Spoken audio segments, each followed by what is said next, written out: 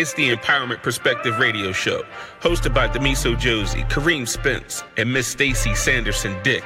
Stay empowered. Stay empowered. Well, all right. Welcome to yet another episode of the Empowerment Perspective Radio Show. I go by the name of Demiso Josie alongside Spencer's here. And we got some special guests in the building. Say your name, sir. Pete Colasano. How you doing, Pete? Doing well. Thank you for having me. Thanks for making the trip down here. And glad to say that you're officially a part of the Empowerment Perspective group. We've got some wonderful things planned in the future that we're going to be working on. And one of the things that we're going to do today is kind of preview that Fatherhood podcast series that we're going to be doing. Sounds great. All right. Kareem, how you doing, sir? I'm doing well. So I don't know if I can hang out with you, man, because you party too much. Like every week you got something going on, and it's always a party. You know what the funny thing is? I have a party to go to right after this one, too. There's too many parties. There's too many parties. I don't know if you're that famous now because of the podcast and all the things we're doing, that people just need to have you at the events. I don't know what it is. Well, this one I'm actually crashing a party. My neighbor's having a party for his daughter, and then the other neighbor across the street is also having a party. So it's in the neighborhood, so I'm just going to go ahead and crash the party. So this is the guy that showed up and he had all the jewelry on last time I was at your house? Yeah. Okay. All right. He is hilarious. We got to get him on the podcast. We absolutely are going to get him on the podcast at one point. Yes, and I got my guy here today. It's been a long time. We've been riding together about 10 years now, but it took me about 6 months to get him to finally agree to come on and do some work with us. So everyone, welcome Al T, Big Al. What is your name, sir? Whatever, man. Long as, whatever, man. Okay, we got whatever, man. As long as you ain't carrying a child support warrant, I'm all things to everybody. Okay. So you got some things coming up in Millville. Talk about what you're going. Yeah, we have an exciting Christmas show that's happening, or holiday event is what we like to call it, featuring Miss Unsung Melissa Morgan, which is very infamous for her Do Me Baby and many different hits that she has had over her span as an artist. And then we also are going to be bringing Kel Mitchell of Keenan and Kel to do a little Christmas program for the young people in the community as well. These things are happening at the Lavoie Theater right there on High Street. So, just trying how can people purchase tickets from you? Well, they can go right online at lavoie.net. So, we're getting invaded. No, I think we got a bootlegger in the building. Exactly. It feels like I'm in the movies right now, and the movie is watching the movie. Tap to be tapped. That's crazy. Yeah, but you can just go to lavoie.net. Okay. And they'll bring up all the information on tickets. We can get tickets from. You can actually purchase them online, all that good stuff. Okay, that's good. I have a Take It Personal story that I have to share. It's holiday season coming, and I have little children, and I've been dying to tell them that Santa Claus is not real. But my wife is trying to hold it back, right? And I had an end yesterday. Mm-hmm. So what happened was I went to go pick up my youngest daughter, and I was going to take them to dinner. I said, it's a surprise. And she said, I hate surprises. I said, well, then you don't like Christmas. You don't like gifts because that's all about surprises. Okay. And then I said, so you want me to just tell you what's inside the gifts? She was like, that will make you Santa Claus. I was like, you're right. So she started singing, Daddy Santa Claus, Daddy Santa Claus. So should I take it personal that my wife will not let me ruin Christmas for my kids? Should you take it personal? No. Why not? Of course not. What? Why not? Why wouldn't you want to allow your children to just enjoy that for as long as possible? Here's my problem, Pete. Gifts cost a lot of money. I work very, very hard to be giving somebody else the credit for this work. So this mythical character comes down this chimney. I did all the work. I went shopping. I went to work overtime, and I'm giving somebody else the credit. Think about this, though. When that unfortunate time does come, whenever it's inevitable, right? Right. But when that unfortunate time does come, instead of getting credit just that year, you'll then get credit for, say, 12 years.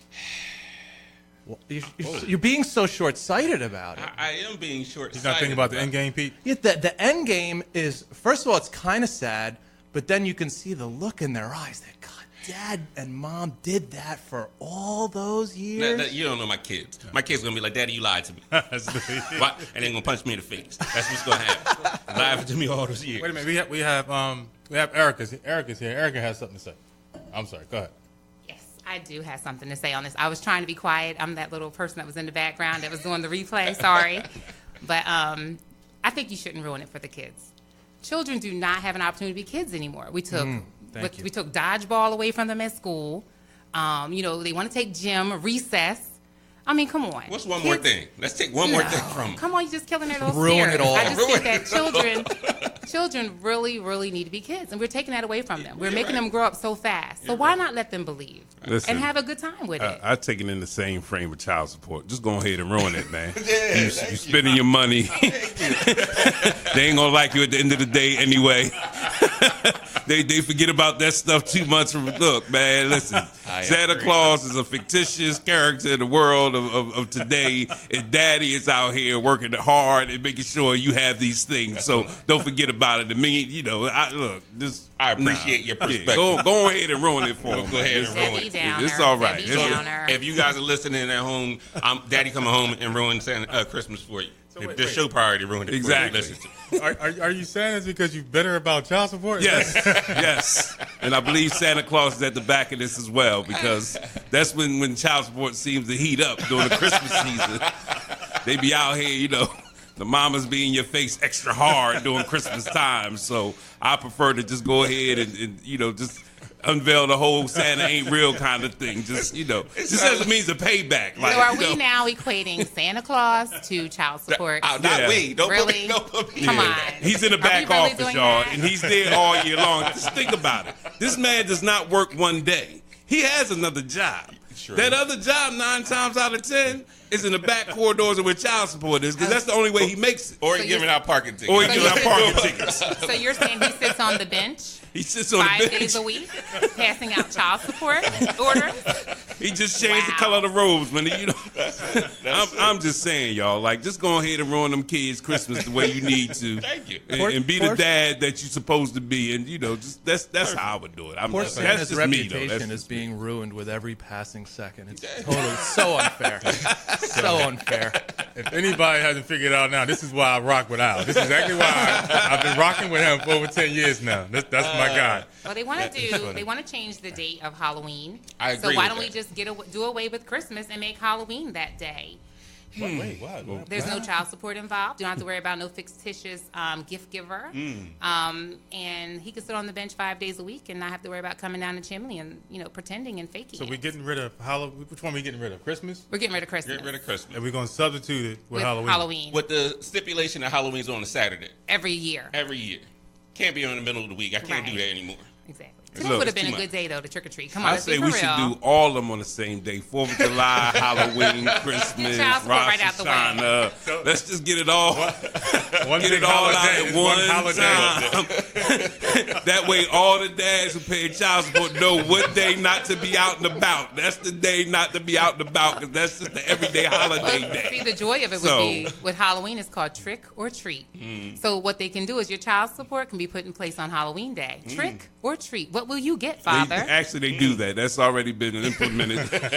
You go to the door, you think you got your kids there all dressed up, and on the inside, the baby mama got the officers waiting for you. Like, I knew you was going to come for some candy today. These guys are going to help you out the back, okay? No, let's put all the holidays on the same day. Just run them all together, all of them. Well, you get them out the way. Costume. And then that way, the rest of the year, we can roam freely with no problem. But if you put on the right costume, maybe that black and white pinstripe, listen, and they come to get you? We're getting too deep on this. It's just a very simple I'm speaking for all the mothers. answer. I'm the only woman in the room. I got to defend all the mothers and the little babies. This went from the empowerment perspective to the very unique perspective radio show. Look, where you can stay free, ain't no more empowerment than that. So I have no idea where the show is going. Let's get on track here. Get on track. That we took it personal. That was deep. Yeah, it was so deep. I mean, this segment is actually supposed to be talking about the sins of a father, and not so much the sins of a biblical aspect, but the I want to say the fathers and what they should be doing and how they can actually help their children, because I think that as children, we all pay for the sins of our father. How do you feel about that, Tamiso? I'm wrestling with this one because my father was here not too long ago, and he had left when I was 3 years old, and he did, his thing, and he has since apologized for it. But I find myself kind of falling in the same traps that he did a little bit. So as a father now, I have to position myself so that my kids don't, the legacy doesn't continue. One of the biggest things to me about being a father is that you have to have the perception of you're no longer living for yourself. You got to sort of stop being selfish.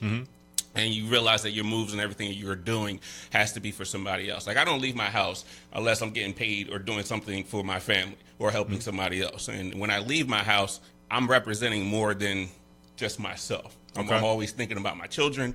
I'm always thinking about my wife and those things. So I think trying to break that cycle is really, really important. But in order to do that, you have to step out of yourself and really stop being selfish and start really living your life for somebody else. Pete, what's your take on it? Yeah, I think something that you said is very important, and it probably starts for the first time when you first get married, and it really kicks in when you have kids, which is you're not just on your own anymore. You no longer solely represent yourself. So, you're out there, and when my name, Colasano, is spoken, whichever first name comes before it, whether it's my son or daughter, myself or my wife, it's a Colasano saying that, doing that, acting like that. And that's important for people to understand. It's important. It definitely changed the way I carry myself.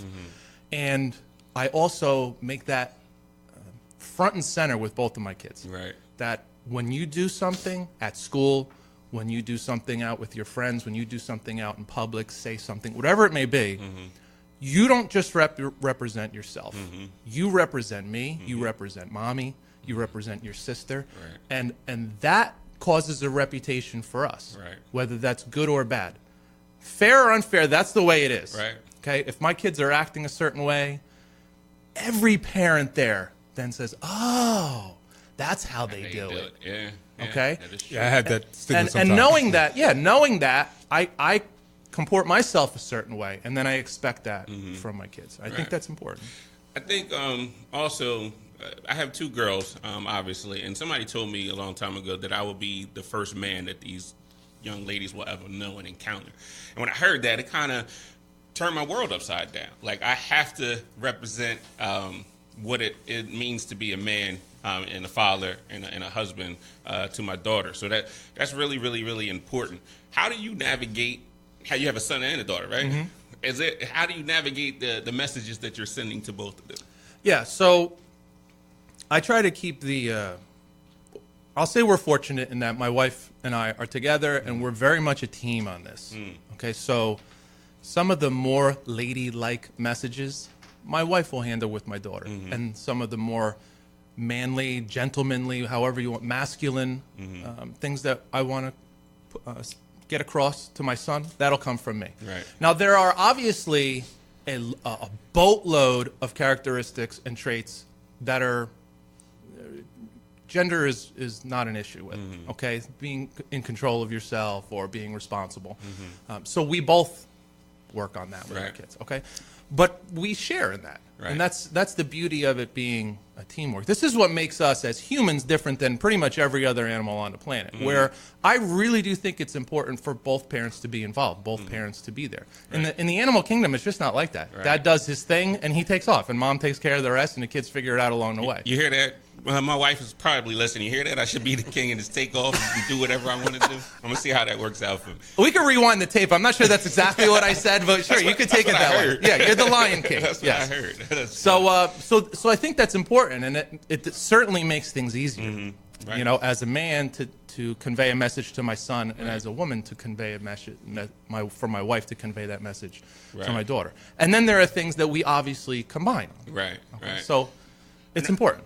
I'm looking at, too, obviously I work in an educational field, and I run across all kinds of families. And the more and more I see these kids that have difficulty within school and social aspects of their life, it's a common denominator that the father is either not in the picture or he's not being, the role that he's supposed to be. We're destroying these kids as fathers, are destroying these kids because they're not, communicating and being there. To me, at some point, listen, relationships break off, things happen, and then you have to sort of separate your relationship with your ex with, that with your kids as well. And what I think was happening is going back to being selfish again. A lot of these guys are saying, well, the relationship didn't work, so I'm out. The whole situation, I'm out. And, they run around and do what they got to do. What's the matter, Mr. Petty? Well, I can only speak from a single aspect. Hey, when I break up with you, I break up with everybody. It's the whole house. The whole house. Everybody. Family that you know. Yeah, everybody. I don't have nothing to do with them at all. Everybody. Sorry, we're done. The parakeet didn't even do nothing. It don't matter. I seen the way he was looking at me at dinner. So, yeah, I'm done. So, but I think that it's like three qualities or three characteristics, and you can bring them up into different areas. So, as a father, I think that we should have the protector, we should have the provider, and then we should have the promoter. And that's part of the reason that I brought Al on today, because he's a great promoter. And a lot of people have an issue with LeVar Ball. Too, and I do provide. Yes, and you promote. Comes out automatically. And you promote. Absolutely. And you promote. But a lot of people have had a huge problem with LeVar Ball and the things that he was saying about his son. Right, wrong, or indifferent, that was his role, to be able to promote his son and make sure that everybody in the whole world that his son was the greatest that ever lived.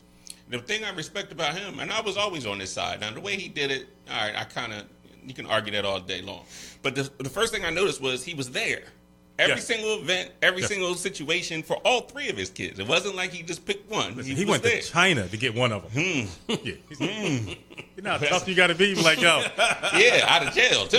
Yeah, absolutely. You going to give me mine today. Yes. He walked out of there. So that was number one. And then promoting his kids, and all three of them, is huge. Constantly talking about them. And that's because they're doing good things, too, with their life, too. But he has something to do with that. You know what I mean? He shaped them and led him down that path, and he's showing them the way. And then now he's at the point where he can stick his chest out and said, beat his chest. I'm not mad at him. Yes. Have at it. But I don't want to just necessarily think that it has to be the role of a man that does that, because we have a lot of strong women that are raising families.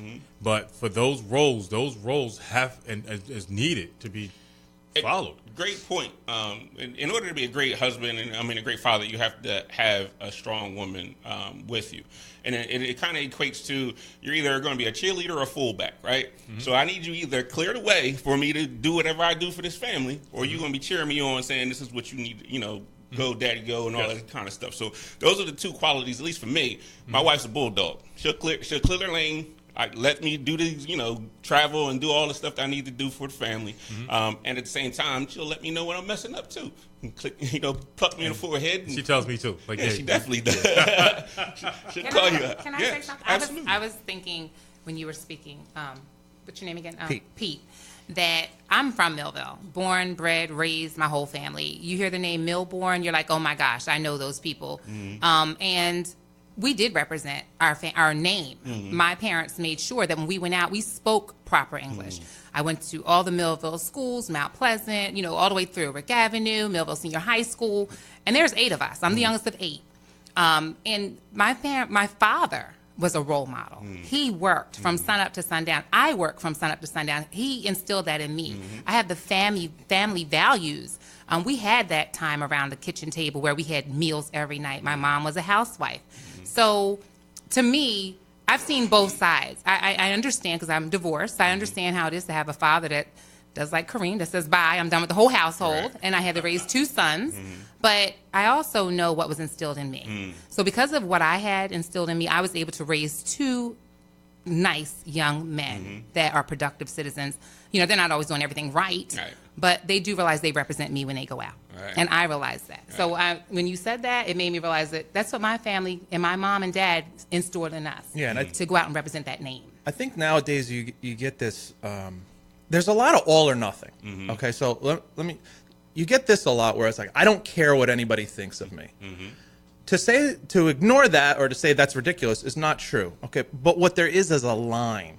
Okay, I don't care what people think of me when it comes to what job I want to pursue or what business I want to start or who I want to date. And then you get past it where it's like, I don't care what anybody thinks of me. Well, the problem with that is all opportunities in your life come from someone else in some form or another. Even if you start your own business, which is all you, your opportunities come from someone else. You'll have to have others buy your product. You have to have others work for you. And if you don't care what any of them think, you have no business. Right. So there's a level of I don't care what anybody else thinks that you cannot cross, or else you lose opportunities. Right. Well, we're going to take a quick commercial break right now. Dr. Graham just walked in the building. We're going on the flip side of this break. We're going to make sure she gets to the microphone. She busted in the back door. I don't even know how you got in here. We're going to talk about that, too. People breaking in the building. So stay tuned. We'll talk to you on the flip side. Hi, I'm Gary Monteroso, and I just love the sound of beer being poured into a glass. If you also enjoy a cold brew, then join Tara Nurin and me every week for What's on Tap. We'll bring you tasting reviews, some of the top personalities in the beverage world, and much more. Saturdays at 1 p.m. on 99.9 FM, 1240 a.m., and online at snjtoday.com.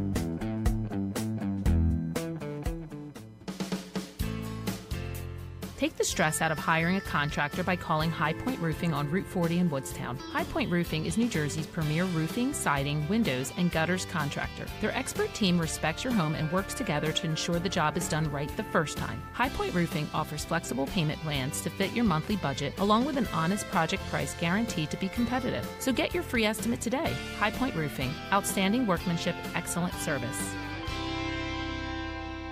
Need a vehicle or service on a vehicle? Auto Access McBride at the corner of Elmer Road and Delsey Drive in Vineland can help. Auto Access McBride is the leading independent dealership in the tri-state area for over 18 years, specializing in certified pre-owned Hondas. Auto Access McBride services all vehicles in their 16-bay state-of-the-art facility, offering computer diagnostics, brakes, AC service, oil changes, tune-ups, and more. Get your best deal on a vehicle and service. Stop by Auto Access McBride today. Hi, I'm Gary Monteroso, and I just love the sound of beer being poured into a glass. If you also enjoy a cold brew, then join Tara Nurin and me every week for What's on Tap. We'll bring you tasting reviews, some of the top personalities in the beverage world, and much more. Saturdays at 1 p.m. on 99.9 FM, 1240 a.m., and online at snjtoday.com. All right, welcome back to the Empowerment Perspective radio show. We are talking fatherhood on this particular show, but Dr. Graham just walked in the building. How are you? Hello, I'm doing well. I'm not going to ask why you late or how you snuck in the building, but it's good to see you here, and hopefully you're enjoying it. You guys have school next week, right? Yes, we do. Monday? 2 days for the Monday, students, Wednesday? 3 days for the staff. I might have to show up since I have all You fall come week. over to the professional development day. What day is that? Tuesday. Sir, you have, wait a minute, y'all still got to go to work on Tuesday. Yes, we do. Oh, so you don't have no, me and my wife was talking about this. That's election day, right? Yes, it is. She said that should be the only holiday that everybody has off. Like, they should shut down everything so that you can go vote. So that you Like, can vote, right. that's what makes this country what it is, but yet we still have to go to work that day. Somebody has to work the polls, though. Like, you can't stop everybody from working. Shut it down. Shut everything down. We vote with your phone. I'm sure we can do that, man. Might as well. But we talked about this before with women and phones. All I need is somebody breaking my phone to cast a vote for me. I don't need that. I don't need that in my life. So we got somebody calling in. Oh, absolutely. We got my guy that I also rock with. We have Mr. Townsend. How are you, sir? I'm doing well. How you doing? I'm doing well. So first, I want to congratulate you guys on your win. Was it 57-0 y'all put up yesterday? Say it again? It was 57-0 that you guys put up the score yesterday? Yeah. It was total domination, man. Total domination. What kind it was of score, a good game, What though. kind of score are we talking about? What are we talking about here? Football? This is football. Yeah. So Football. Pleasantville beat Cedar Creek. I've seen the highlights, and like I said, it was 57-0. So I'm glad to see that you have an impact on those young men, and the program is turned around, and there's some good things coming out of Pleasantville, which is great. Absolutely. I appreciate it. Oh, no problem. So I want to get your perspective on things. So we're talking about fatherhood. We're talking about if children are paying for the sins of their fathers. But before you get there, because I know you're a Kappa, so talk to us about the importance of fraternity life. Well, first of all, I appreciate being on your show. Thank you for allowing me to participate and be a guest.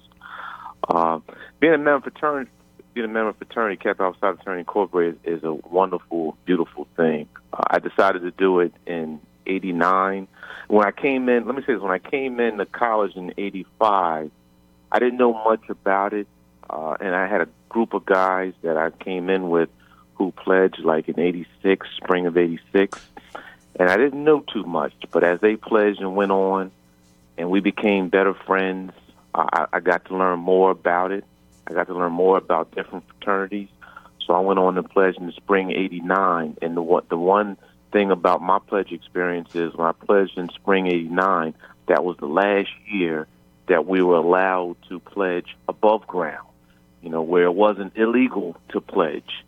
So, I mean, it was a beautiful experience, walking on the yard and learning different things, doing your chants and all, and just engaging in that brotherhood, going from school to school, state to state, meeting different brothers. I mean, brothers, of course, when you're pledging and you're online, brothers come at, or used to, I should say, come out of the woodwork to see you, again, to build that relationship, to learn who you are and to want to be a part of your pledge experience, and also to build that network. And that's big with fraternities as well, building that network and building relationships. So after college, you have that family extension that you can connect with. Now, and how have you taken those principles that you've learned, from the fraternity life and transferred that into, the fatherhood role that you play now? Well, fatherhood role in any role, man, it's just being in a tough situation. Pledging teaches you a lot. It just teaches you that no matter what you're going through, there's always a light at the end of the tunnel. The night may be rough, but the morning is going to get a whole lot easier. So fatherhood pledging goes along with that because, life experience will throw you a lot of curveballs. I just went through an experience myself a couple years ago. So just going through that and just knowing that, okay, I'm going to be okay, just tough it out and just be patient and wait its course, especially when you do the right thing.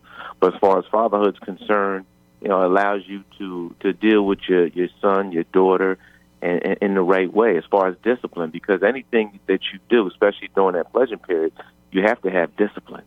One, you got to take it seriously, because if you don't, and then you start pledging, that's when people drop off line. So you got to take it seriously. You got to want to do it, and you have to be disciplined. And that's the one thing that I taught my children, that self-discipline is the best discipline.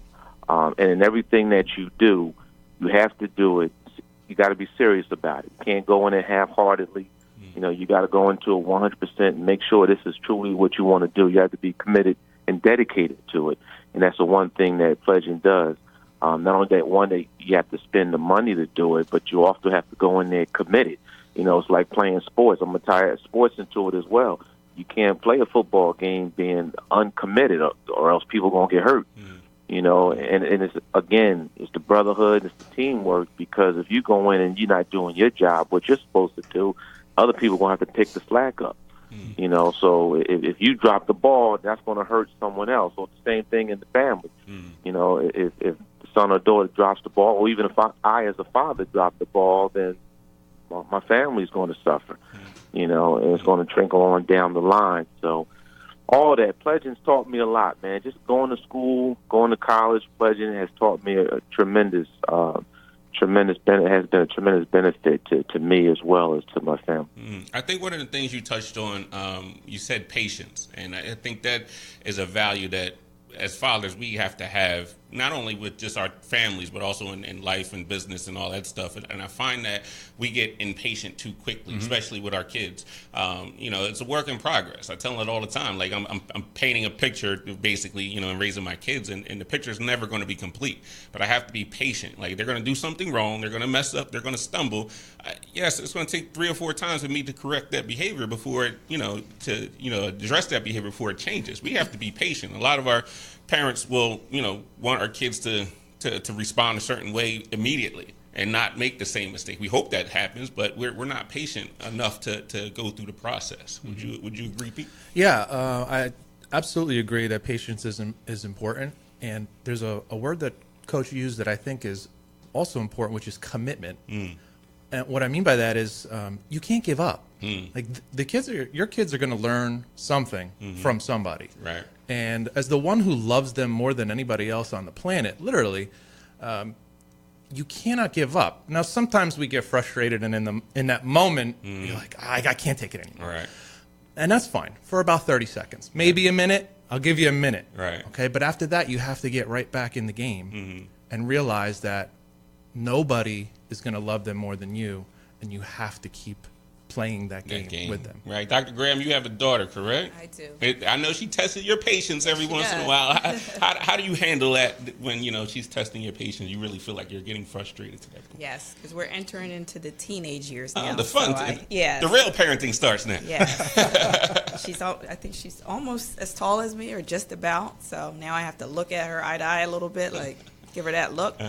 But we have conversations, and I try to just instill in her good moral characters and try to not have her make mistakes or try things without understanding that there are consequences for your actions. So I think just talking to her, and also making sure that there are consequences. So she'll do things and she'll try things, but I take things away. Right. I think if you just keep condoning negative behavior or bad decisions, they don't think that there's any repercussions for their actions. So you have to. Interesting. I read a study not too long ago that said that the average father spends 8 minutes of quality time a day with their kids.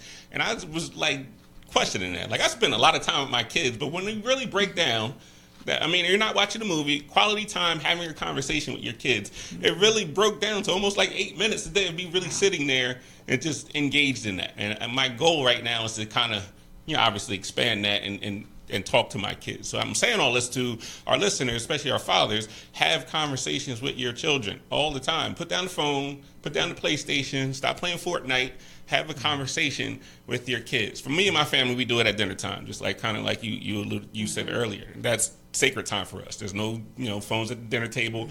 We sit down, we talk. But that 8 minutes kind of shocked me. And the more I think about it, you're working, you come in, you got to get ready for the next day. How much time do you really have to sit down and talk with your kids? I don't think that, society, in the way that we have things going now, is even going to allow for that. I think that it's Santa Claus's fault. It is Santa Claus's fault. I think Santa Claus is the culprit behind making sure that we don't have enough time to be able to spend with our families. And even with all the technology that we have, it still doesn't afford us enough time. But Mr. Townsend, before you go, and I know you have to get back to work, sir, we want to know if you're going to be willing to collaborate with us, because we have some things lined up for 2019, and we're going to need your help. Oh, yeah, that's no problem, man. Listen, I'm willing to do whatever, man, to get the word or the message out. We'll assist any way we can to build our community up. So whatever assistance you need from me, just let me know. Count me in. Okay. All right. So we're going to be calling on you. And again, that was Mr. Townsend, the athletic director of Pleasantville High School, my alma mater. And again, I want to say thank you for all the things that you do for those students over there. And, you guys are going to change the narrative. So I thank you for your time, sir. I thank you. Thank you for being a part of a wonderful program. I appreciate it. Thank you, Have sir. a wonderful day. All right. So we're continuing our conversation on fatherhood, but I want to kind of broaden it out a little bit. I want our guests to talk about your core values. Like, what are your 3 core values that you kind of instill within your family? If anybody want to take the lead on that. 3 core values. I'll use mine. I'll go first. So my number 1 is centered around God, but I'm talking about loyalty. I'm talking about being honest and a man of my word. Those are my 3 core values that kind of instill in my family and how I go about my life. Me and my wife been together since middle school, so I'm pretty sure I'm very loyal. I'm honest, and when I say I'm going to do something, I'm going to try to do it the best I can. We said we're going to have a radio show. We got a radio show. We're going to fly over these places and meet these people. Then that's what I'm going to do. If I say I'm going to be there, I'm going to try to be there. So those are my 3 core values that I usually shuffle around. Yeah, I'll go next. So I'll say my 3 core values is I put God first before everything. And then, of course, everybody knows, and after that's me. All me. me. All me. Absolutely. And again, I have to love me, and I have to believe in me, because if I don't, no one else will. So, and after that, like you said, integrity, I try to be a man of my word. So if I say I'm going to be somewhere, if I'm going to do something, then I'm going to do it. Dr. Graham. Sure. I would say that my 3 that I try to instill in my family is, first, spirituality. I think that relationship with God, Jesus, whoever you believe in, is important, and it just helps ground us and build moral character. Then I would say commitment, and the third one is drive, which kind of relates to it. Just being able to stick to something, have goals, have ambitions in life. So those are the three I try to instill. And I have two sons. One's 29 and one's 24. And being a single mother, for 24 years, I have really tried to instill in them to work hard, to be hard workers. Nothing in life is free, and I tell them that don't take that free thing like it's free, because it's not. There's a cost. So the main one is to work hard, to be honest, and to be men of your word. I have two men, and I want to break the cycle. They don't have any children at their ages. One's married, one's single. So I really inspire them and encourage them to be men of your words. And if you're going to do something, do it. And don't do it, do it for yourself. Right. That's what I instill in my kids. And thinking of that, me and my wife, we tell our kids the world doesn't care about you. The only people that really, really care about you are the people that are within the walls of this, the house. So when they go out there, it kind of gets to the point where they don't really care about what people say, because at the end of the day, they don't really care about, them. So that's one of the things that we try to instill in our kids too. So in our household, I think the top of the kind of the pyramid of our traits that we think about most is honesty. Number one, honesty with each other, but also honesty with yourself. If you're going to lie to yourself, nothing can move forward if you're lying to yourself. Okay. Now, inside somewhere, you know the truth, and then you try to play these games with yourself. Right. But being honest is kind of premier for us. In fact, we have a rule in our house. Our kids have a rule. If something happens, if you tell us the truth, you tell mommy and daddy the truth, okay, you're not going to get in trouble. We may have to handle it. We may have to deal with it, but you're not in trouble. I'm going to stop you for a second, because you were on the side that Santa Claus is still real. You're lying to your children. We're not being honest, Pete. Taking this so personal. We're not being honest, Pete. Now that's about their innocence, and I don't want to totally steal their innocence at 5 and 8 years old. Maybe by 9 he can go get a full-time job too. Why not? So honesty for us is first, and it all starts from there. Self-discipline, self-control is a huge one, and we actually work on it. We do things to actually work on being in control of yourself. Okay, and then finally, what you were saying is that work ethic. If you look around, especially being in a school, you get to see it every day. That young people, the age of my children, not so much, but as they get older, they start to lose this work ethic. We talked about it before, how a cell phone, or I shouldn't say a cell phone, a smartphone has made us very lazy, because everything you possibly need is right there at your fingertips within an instant, okay? So as they get older, you're seeing like work ethic take a dip. And I tell my students at school, and I certainly impress this upon my children, if you can learn to have a real high work ethic and always pushing harder and harder, you have such an advantage over everybody else. Yep. Life is a competition. Whether we like it or not, it's a competition. And if you work harder than everybody else, you have such an advantage. You don't necessarily have to be smarter or bigger or stronger or faster. If you're willing to work harder, you have a huge advantage. Right. I just want to chime in for 1 second, because oftentimes when I talk to the young people, and I ask them rather than not why they in school. That's probably the first question I ask them before I engage them with anything else. They often don't know why they're there, simply because their parents are telling them that you just need to go to school. And that's something else I want to dive in, is because we're not creating entrepreneurs. We're creating a workforce. And a lot of times when we want them to work harder, working harder towards what? Well, let me jump on that real quick. Yes, sir. That's been the case forever with schools. 50 years ago, kids were in high school saying, I have no idea why I have to do this. Here's the difference. Most of them, not all of them, school has never been perfect, but most of them did it anyway. And the reason sometimes you have to do things just for the work, just for the person you become for having done the work, especially when it's something that you don't want to do. Yes. You do something that you don't want to do. You do it to the best of your ability. You're different because you pushed yourself to do something like that. Pass that Even in a further, job that right. you love, there's going to be things that you have to do that you don't want to do. This is life. And I think sometimes we look at that and say, well, we have to explain to kids why they have to go to school. It'd be nice, but it's just not always the case. And not everything that's going on in school is going to be, applicable to your life, or you may not even see it right now. But that doesn't mean you don't have to do it. I agree. So I think you can convince them sometimes the work is just important for the work. I want to dive back into this concept of hard work because that's really an abstract, term. To me, it's more about time. Hard work is like time management to me, and it's a major part of it. And the one thing I can't stand, especially when I talk to parents, is that people always say, I don't have the time, right? So the thing I'm trying to instill in my kids is that you have so much wasted minutes throughout the day, even as an adult. Like I did a study on myself. It was like 6 hours of wasted minutes going to, the water cooler, getting coffee, watching the TV show. When I go to practice, talking to the parents and stuff, all that stuff is wasted time. So what I did is cut that stuff down in half. So when I'm at practice, you'll see me working on my phone or calling someone. So I try to maximize every moment of my day with some sort of, work. I'm using the term loosely. So when people say hard work, I don't know if they really understand what that means for them. They know the concept, I should be doing something, but doing what and how can I manage what it is I'm supposed to be doing? I think it should be intentional, and I want to get Al's perspective on it because he's been quiet and he's been listening, and I know he has a whole lot that's going on. So Al, so chime in.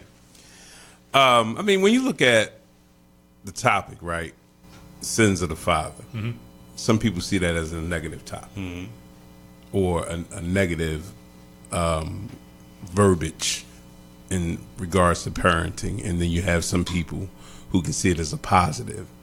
And the reason why I prefer to see it as a positive is because, one, we're not perfect, right?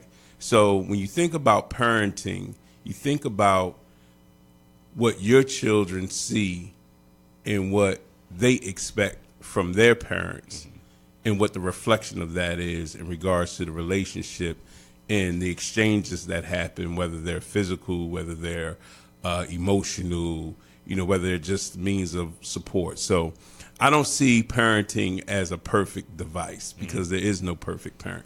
We have people who have rose to great accomplishments not being raised by their own parents. We have, people in this world who have made great advancements to humanity who were not raised by their parents. So the first thing I look at is what is we who are considered parents doing to ensure that the values aren't necessarily mandated, but just an example of what we are and what we reflect. Because I'm a guy who came up from the streets. I know the streets. I've been in the streets. I grew up in a community where there was like one dad in a community of maybe 500 kids. And he became all of our dads, whether he liked it or not. I mean, he was the dad that was our dad. Everybody, went to him like the dad.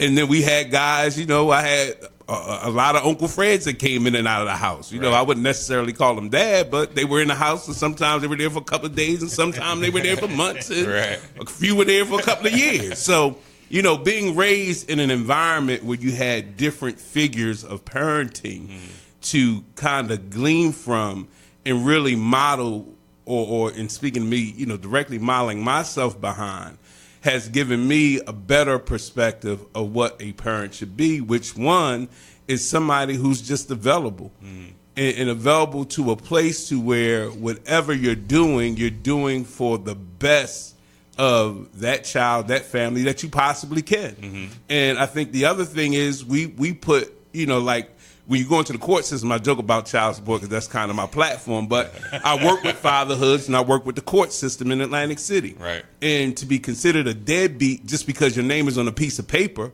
already gives an example of the fight of what a father has, as a result of issues that had nothing to do with him. Right. That deadbeat status comes from somebody else who wasn't willing to show up, from somebody else who wasn't willing to pay. Right. I'm there because, I'm just going through a system of divorce, and they said I had to show up, and this is what I had to go through. So in that, when we look at this topic, once again, we can take it from a negative perspective, but there's also a positive side to this, because you can glean from those bad values as well, in knowing what you want to provide for your family, what you want to provide for your children, and being able to create a value out of that in itself. And understanding that all the parents out there listening in the world, once again, there is no perfect parent. There is no prescription that tells you can go out the world and you can be perfect. And there is no way that you can look at your children, and that's just from my perspective, say, I'm never going to lie to you, because I will. Because bills get rough. Things get tough. I don't want you to feel the same pains that I feel. I don't want you to be exposed to all the things that I have to be exposed to. So sometimes I got to be creative, like Santa Claus and the Easter Bunny. That's where it comes from. Sometimes I got to be creative to put a mask on the ugly things that are in this world, because I don't think children should have to be exposed to that. So let's let them be children for as long as they can be children. But in the same vein, understanding that we as parents, our commitment first and foremost is to be available, to be ready in those times of need, to be proactive in those areas where we can make change and we can have an effect on their lives and their society, and to also be open, because we have parents who believe in whipping their children. And they believe that is a right means of discipline, and that's what helped make them strong and grow. So in our open mind, we also got to understand some of the things that we were taught were not true. You know, these are things that we have to change. You don't have to knock them over the head just because they come in this, in the house and they had detention for half an hour. I disagree. They had to knock me in the head. That was the only way I was going to learn. But look, that may have been some of the problems, reasons why my vision ain't right now, because that's all I got. But what I'm saying is, when we think about values and we think about the sins of the father, if we can actually put that into kind of a phrase, we think about the fact that there's good and bad that we can pull from it, and that nobody has the right answer. And, open dialogues like this helps, because you get a different, I got a different perspective from people. When Pete went on the discipline side, I'm like, oh no, my kids are getting it. It's gonna be strategic though. It ain't gonna be like, see, when we came in, it was like, go grab the switch. You had to look at the tree and think about what branch of these is gonna hurt the least. And the thing about it is, your parents already knew you were gonna pick the one that was gonna hurt the most, because you was out thinking it. So with me, and we did need a little hands-on discipline, because once again, life is tough. And sometimes, you got to feel that pain. But I like Pete's, I don't want to feel, I don't have to feel pain. I don't want my kids to feel pain. I'm in a different space. So learning and evolving is the things that bring together the qualities of good parenting. The thing that you said, and actually where the empowerment perspective came from, was I didn't have any fathers in my community, no one to look up to. So all I had was negative examples. So what I was able to do was flip everything that those people did. So I knew what I did not want to be. So I knew I didn't want to do these certain things. And that's how I learned to be a father to my kids. So using that negative as a source of, empowerment, and that's where the empowerment perspective comes from, is huge. Like you said, parents are going to mess up. People are going to do things that are, bad and inappropriate. It's up to you to look at it and at the very least say, I'm not going to do that. But dig into a little bit deeper. Start looking at their core values and how you can, flip it to your advantage. And I think that's how successful people overcome. So when you get those difficult moments, you know how to turn a bad situation into something positive. And you can even equate it, you can even equate it to sports, right? How you get fathers and mothers out there who try to live vicariously through their children's dreams, right? My position was, I was honored to be the father of the star of the third string. You couldn't find any more joy in my life, because one thing was, he was doing it for all the right reasons, just to have fun. The other thing was, they weren't looking for him when I needed to miss practices because I had to go to work. He's the star of the third string. Who looks for the star of the third string? So, but I am one who used to be a coach. I am one who used to be an athlete. And, I understand the mentality of wanting your kids to be the very best and to do all the extra things that are needed to be great without a certain. But there are times where you just need to allow your children or your child to blossom and grow into those areas where they feel strength and the power to be what God has intended them to be, or what the Creator, or what their life has been intended to be overall. So I think those are the most important things when we think about parenting, is that it really does come from within. You know, we're all human. When a baby comes in this world, it's human. You can't sit there and just, say it's not human. It's human. And it has, the ability to evolve like everything else in humanity. And you have to give that space and opportunity for it to happen. I was going to say, Alan had said something that really, as a single mother, it kind of got like, wow, I need to say something about that. Just because your name is on a piece of paper does not make you a deadbeat dad. Okay, and I know women sometimes beat men down. We have that tendency because we feel like we're left holding the bag. We're left making sure we have to provide the roof, we have to provide the food, we have to provide the clothes, and we just feel like your check just isn't enough. But it doesn't make you a deadbeat dad because your name is on that piece of paper. What comes into deadbeat dad is when you don't show up. When that child's sitting on a stoop waiting for you to come and you don't show. When that child see you out with her kids and not him. When that child see you fathering somebody else and not nurturing them, that's when the deadbeat come into play. And I think that's when the women really lose it. Like as a mother, we really lose it because we knew our children needed you. I felt like I needed somebody for my children for 20-something years. And then once I got them grown, I'm like, okay, I don't need that anymore. I did it. I was the mom. I was the dad. I was the provider. I was the protector. I was the one at school standing up for them. I was the one when the bully came, was like, no, you're not. Hey, I'm ready to throw, And so I don't try to beat men down because your name's on a piece of paper. Sometimes you have to be on that piece of paper because sometimes we on a piece of paper. We have to be responsible. And in order to get you to be responsible, sometimes you have to be on that paper. But it doesn't make you a deadbeat dad by being on that paper. Well, one of the things we're going to do in 2019 from the Empowerment Perspective Group is develop a mentor program. We're working on that right now. So we're going to try to fill those gaps of if your father ain't showing up, hit us up. The Empowerment Perspective will be there to make sure we can guide you in the right direction. So that's coming in 2019. Also transitioning in 2019, we're coming with our financial literacy program for middle school age children. Dr. Graham, you're going to take the lead on that one, right? Yes, I'm already thinking and strategizing. All right, so we got that coming in 2019. We will continue this conversation on fatherhood in our podcast series. Me and Pete are going to hook that up, and hopefully before the end of this year, we'll roll out that podcast series. So we got some work to do on that. We have one other show. I want to make the announcement. We have Erica and Al. We're going to produce their show. So yes. That's definitely going to happen. That's a real Suge Knight move there. You understand. I'm an official brand. That takes some negotiation and contracts. I got attorneys. I got a booking agent. I got my parole officer, child support. I got people. I got to consult for those type of moves. Catch us on a Sunday morning when he's wearing his Eagles jersey. I'm wearing my Cowboys jersey. And we sitting up at the restaurant at the, having breakfast. And everybody's like, how do you two do it? How do y'all do it? How do you make it work with the Eagles and the Cowgirls? I liked you for they call me a cowgirl. I'm like, hey, yes.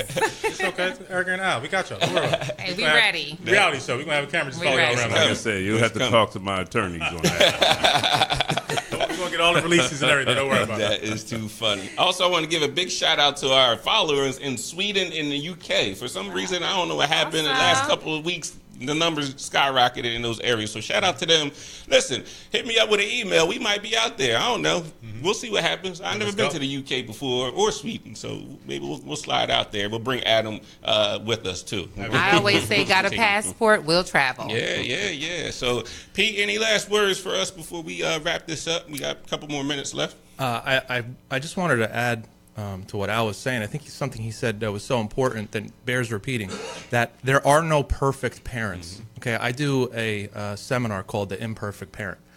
And you wouldn't want to be a perfect parent because we live in an imperfect world. Right. Okay?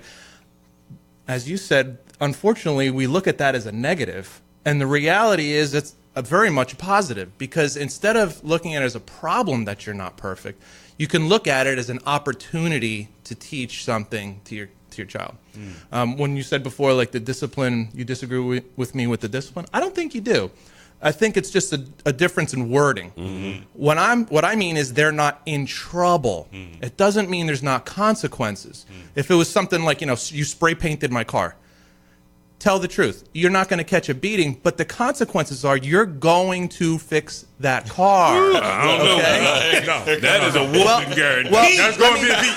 let me just say why. Because I prioritize the honesty. You know what I drive, Pete? I don't want things hidden from me. I don't think Pete knows what I drive. Listen, if I spray paint my car, it's going to be a problem. Right, but you would want your child to be responsible for No, it. you better lie to me. Whether that be monetarily or actually physically cleaning it, or both. I prefer the honesty and then fixing it. Yes. Too many times we say there's a problem that stinks, and then it just gets left like that. I want for my kids, and this is just our priority, is I want my kids to look at things and say, okay, great, that's a problem. How do we fix it? Yes. Not Absolutely. I got to avoid problems. No, Right. there's a problem. How do we fix it? Right. Any last words? No, I just think that I guess yes. And there's no instructions book. There's no instruction book with this parent thing, okay? And I call it a parent thing because that's what it is. It's something that we all have to learn, and you're going to make mistakes. And I tell my children, wait till you get children. You'll see that you're not going to make all the right decisions. You're going to lie to them. You're going to do what it takes to make it work, and you're going to fail sometimes. But you just got to get back up, because unfortunately, when you fail, the kids don't go away. They still looking at you to give them guidance and to keep pushing them forward. Dr. Graham. My last words, something you said earlier stuck with me, and that's the whole comment about clearing a path and allowing the father to make decisions. And those weren't your exact words, but take the charge. But I just think in the world that we live in, where we're, the woman and the man are both equally working, providing for the family and supporting and counseling and everything else with the family, I think you take that path together and you take on the different leadership roles at different points when you need to. And if you're single, you're doing that on your own, but just keeping the kids knowledgeable, letting them understand life lessons, and just continuing to talk to them.